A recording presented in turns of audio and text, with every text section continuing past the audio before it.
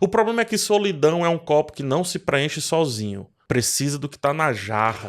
Esse é o vídeo sobre o terceiro episódio da primeira temporada de The Last of Us. Vamos pegar alguns atalhos e conhecer algumas outras realidades que passam pelos nossos protagonistas de alguma forma. Mas antes, fica o aviso de spoilers e um pedido importantíssimo. O financiamento coletivo do meu primeiro livro está em pré-campanha. Se você gostou dos meus textos aí sobre Casa do Dragão, Anéis de Poder, tá gostando agora de The Last of Us, poderá lê-los com um pouco mais de capricho e a organização aí do meu amigo Moacir Fio, que cuidou do material básico com muito carinho. Esse primeiro livro vai ser sobre a Casa do Dragão, então acesse o link do Catarse, tá no primeiro comentário aqui do vídeo e marque para receber a notificação assim que a campanha iniciar, tá bem pertinho. Eu conto contigo. Mas agora vamos lá, o que interessa. Vamos ao episódio 3 de The Last of Us.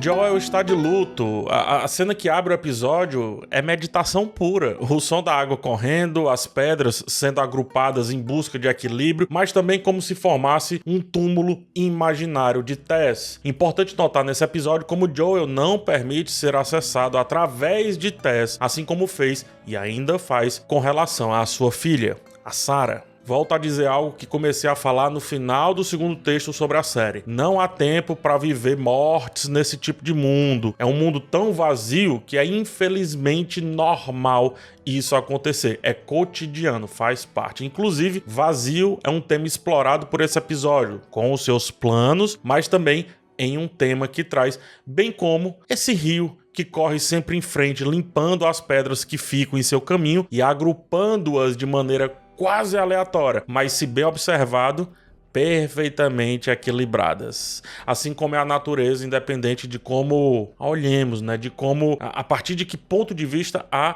retemos. Equilíbrio, o mais puro equilíbrio. O mesmo conquistado por Joel por mais um tempo, até que o final do episódio chegue, provocando-o a entender uma nova missão, um novo propósito. Joel e Ellie continuam com poucas palavras entre si, quer dizer, ele, principalmente, continua com poucas palavras para com ela, assim como continua se surpreendendo com a perspicácia da jovem. Mesmo sem dizer ou descontar nela, Ellie sacou que Joel a culpa pela morte de Tess. Ela, nada sutil, faz com que o pragmatismo dele aflore, passe à frente e que ele haja em sua mente da mesma forma como ele se bota a agir perante ela, frio. Ela pede que não a culpe pelo que aconteceu e inicia uma série de acordos escritos e não escritos que serão destilados ao longo dessa relação. Aqui você pode entrar, aqui não. Aqui você pode falar, aqui não. Sobre isso a gente conversa, sobre isso não. Você faz isso e aí eu te dou em troca isso. Mais à frente, a jovem afronta-o de novo. Percebendo que ele perdeu o que guardou mesmo que não admita,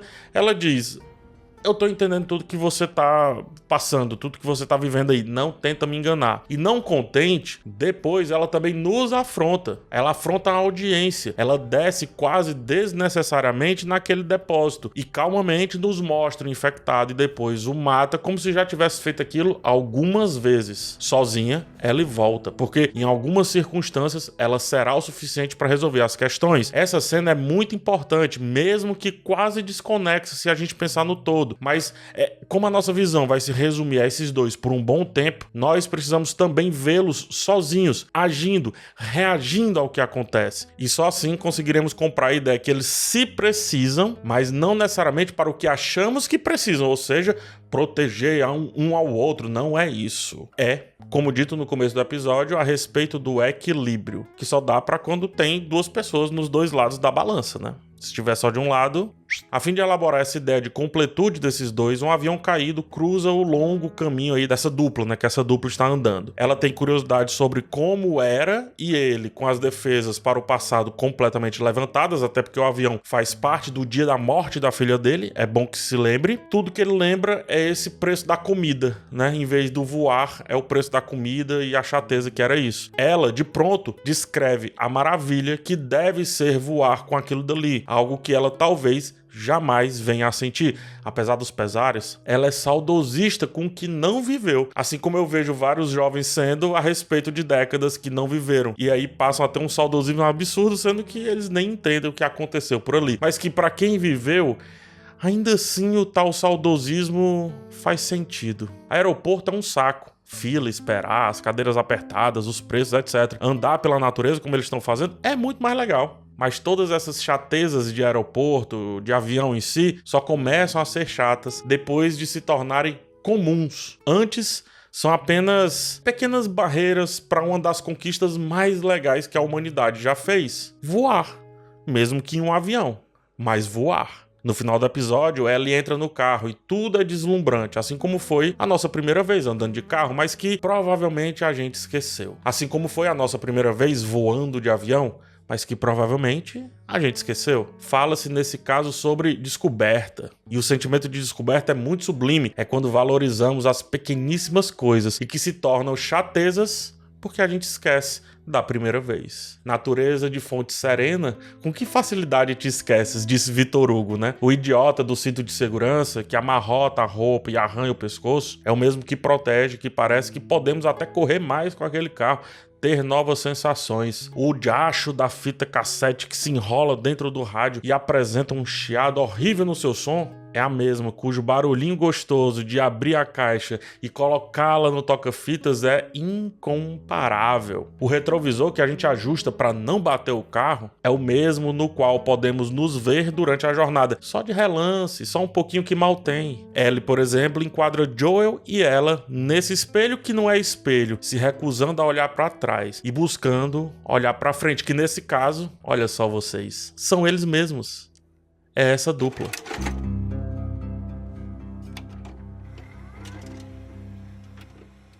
O episódio faz uma transição linda através do trágico e parte para discutir amenidades em meio a complexidades. O arco-íris do paninho do bebê é a escolha. O arco-íris é a grande escolha desse momento. A mãe olha feliz pro seu bebê, ela está sendo salva, né? O exército está presente. O sentimento, porém, é cortado por um obtuso som de spray. Um spray vermelho que marca as casas como se marcasse gado a ferro e fogo. Bill, absorvido por paranoia, suspeitou desses protocolos do governo, o qual chamou de nazi um pouco mais à frente aqui nessa história. Como disse, o episódio ele vai tratar de complexidades através de amenidades. Ele, o Bill, criou a sua própria realidade, sua própria proteção baseadas em ideias que muitos de nós rechaçamos. Pelo menos eu. Mas The Last of Us é um texto esperto. O que antes no jogo era sugestão, agora passa a ser literal. E depois sublime. Nossa expectativa desse Bill, fácil de rechaçar a princípio, principalmente quando visto de longe, é completamente dilacerada. A expectativa nessa série, mais uma vez, é destruída. O avesso de Bill é dito por ele mesmo em suas ações, ao viver cuidadosamente sob uma elegância de cozinhar, de fazer uma refeição sozinho, de colocar o pano no colo, como se não quisesse sujar, mas que mal tem se sujar ali. Pro Bill importa. Sua única companhia são alguns errantes que tentam passar pelas armadilhas criadas por ele. E ele ri, porque, enfim, qualquer companhia nesse aspecto vale. E também, essa é a sua TV. Esse é o seu entretenimento. O homem, no caso aí, levantou muros, construiu uma barreira para tudo. Até que esse outro caiu em um buraco e viu o que Bill fingia que escondia. O avesso é mostrado ao tocar o piano com leveza, ao cantar o que não podia sentir antes. Porque lá, antes disso tudo, Bill já tinha se especializado nesse papo de erguer muros e criar barreiras sobre ele mesmo. Como dito na carta, ele odiava o mundo e passou a gostar quando o mundo passou também a ser só dele. O problema é que solidão é um copo que não se preenche sozinho. Precisa do que tá na jarra. Eu sei que eu não faço tipo, diz o Bill sobre a maneira como age em detrimento ao arquétipo que apresenta. O maluco do bunker assim o é. Muito porque não podia deixar que sua vida fosse aberta, como demonstrou ao proteger e ao esconder a sua casa para a sociedade, para o que estava acontecendo, mas não para Frank. Frank que caiu em uma dessas armadilhas difíceis de perceber, mas que estão ali por um motivo, só esperando o momento certo, a pessoa certa. A pior das barreiras, a mais alta delas, ainda é transponível. E nesse mundo sem ninguém, não tem por que viver apenas o bunker. Afinal, tudo que sobra nesse caso é a verdade. A música tem um poder gigante em The Last of Us, é incrível. Talvez seja a arma mais precisa do seriado, a mais fatal no ato de conseguir, de conquistar conexões improváveis. Através dela, essas conexões são feitas, mesmo que um dos pares esteja completamente retraído, ombros levantados, arqueados para frente, mãos prontas para pegar uma pistola, para sacar como se fosse bang bang, uma pistola que está colada ao seu corpo, faz parte dele mesmo. Coração completamente enclausurado, até que a música desata esses nós internos e fala como se estivesse falando por nós, assim como ocorrerá diversas vezes ao longo dessa jornada, porque um dia ocorreu diversas vezes ao longo do jogo. Não existe arquétipo quando não se tem mais nada no social. É isso que essa música canta, é isso que essa relação nos vende. Não existe estereótipo se só existem dois. Bill e Frank rompem essas percepções e são apenas dois. São apenas os únicos, aprendendo nesse caso a viver um com o outro, apesar das barreiras, discutindo banalidades, forçando vontades para o bem do outro e provando que às vezes, só às vezes, teimosias resultam em boas soluções, mesmo que um ou outro discorde. Bill é o Romeu que mudou de nome a pedido de Julieta, no caso Frank, porque, como dito por ela na peça de Shakespeare, não é o nome que define, não é. Uma rosa vai continuar sendo rosa, mesmo que a chamemos por outro nome. Chamamos pessoas como Bill, na nossa realidade, de um nome muito específico. Mas não é porque a gente chama ele desse nome que ele de fato é, principalmente quando o extremo alcançá-lo. Quando, como eu disse aí, a verdade passar a ser a única coisa que importa. E assim como Romeu e Julieta, eles se vão em tragédia, tragédia autoimposta e união vivida em perfeição. O jogo de cena mostra que até mesmo os mais distantes podem não só se merecer, como se entender. Basta uma boa conversa, basta a franqueza. Bill e Frank, eles vão embora em belíssimos jogos de câmera. Sentam próximos na mesa na qual um dia sentaram distantes, em opostos. Comem do mesmo prato preparado pelo homem improvável. Casam-se de frente ao piano que Bill apaixonou Frank. Vivem a eternidade dos quadros pintados por Frank que, em sua maioria, são Bill ou a realidade que os rodeia. E é justamente por não conseguir mais pintar esses quadros, na verdade, que Frank pede pelo seu último dia. A velhice nesse mundo parece muito mais cara do que a velhice no nosso mundo. A companhia também. Por isso o Bill não fica. Ele tá satisfeito. Ele mesmo diz isso. A paixão, ela é um atalho que nem sempre leva para o mesmo destino que antes foi traçado. Como indivíduos, no mais puro sentimento da palavra, estamos traçando o nosso caminho. E quando a paixão bate, antes mesmo de virar amor, é como se esse caminho ganhasse uma ramificação. Junta-se o caminho de um com o caminho de outro e cria-se então um novo caminho. Bill e Frank, nesse caso. Eles não teriam mais sentido naquele mundo se não fossem os dois nesse novo destino. Bill fala antes de morrer que está velho e satisfeito, que Frank se tornou o seu propósito. O final da peça seria conforme Shakespeare vê o mundo, trágico, mas real, mesmo que exagerado pela eloquência que o teatro pede. O maluco do bunker, na verdade, era amor. Só faltava propósito. Afinal, como eu disse, amor é copo. Propósito é completude.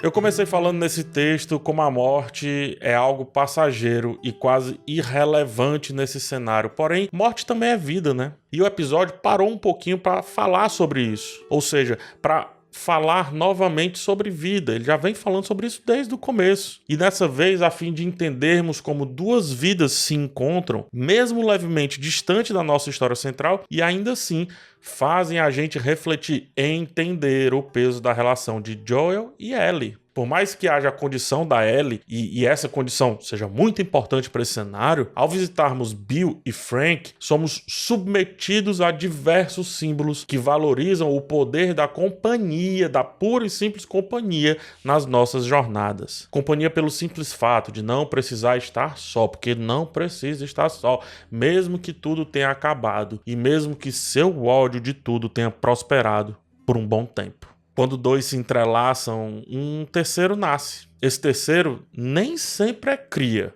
Mas é uma nova vida. Mesmo assim, é uma nova vida. É o caminho da satisfação apontada pelo nosso querido Bill. É o caminho da leveza buscada por Joel na primeira cena do episódio, quando equilibrava as pedras enquanto escutava Tess ir embora com aquela água que corria rio abaixo. E Bill deixa isso pra Joel, de presente, que é muito mais interessante do que utensílios deixados pra dupla quando acontece lá no jogo, e mais também aqui na série. Ele deixa a camisa quadriculada que virou marca e agora representa o que restou da amizade inesperada e do respeito mais inesperado ainda que Bill tinha pra com esse cara. O quadro, e assim o episódio termina, ele tá literalmente pintado, né? O episódio ele vai embora através dessa janela, desse enquadramento que é um Monet vivo. Essa janela aberta deixada por um casal nascido da mais improvável das circunstâncias, assim como é a relação dos nossos protagonistas aqui. Agora rumo a mais um horizonte, com algumas regras já bem definidas, e a certeza deixada pela carta de Bill. Eu odiava o mundo e estava feliz quando todo mundo se foi. Mas eu estava errado, porque havia uma pessoa que valia a pena salvar. E aí eu completo. Só basta uma pessoa para te fazer vivo. Nem mais nem menos.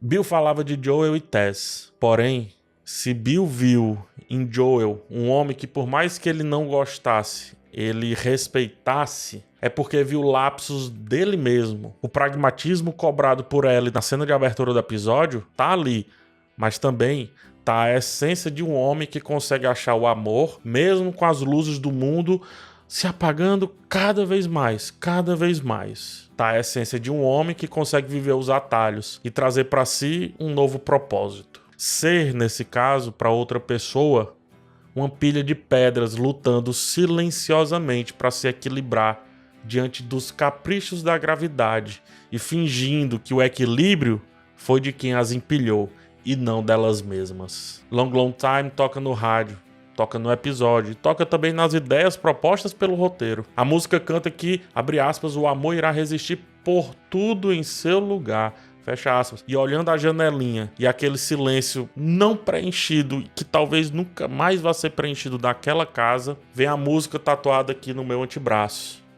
A eternidade é como estar em casa. Forever feels like home. E Bill e Frank são eternos naquela casa. São eternos agora nesse episódio. E são eternos na vida de Joel e Tess. Ainda que essa não exista mais. Até porque eternidade também não existe. É só um belíssimo para sempre antes que o final aconteça.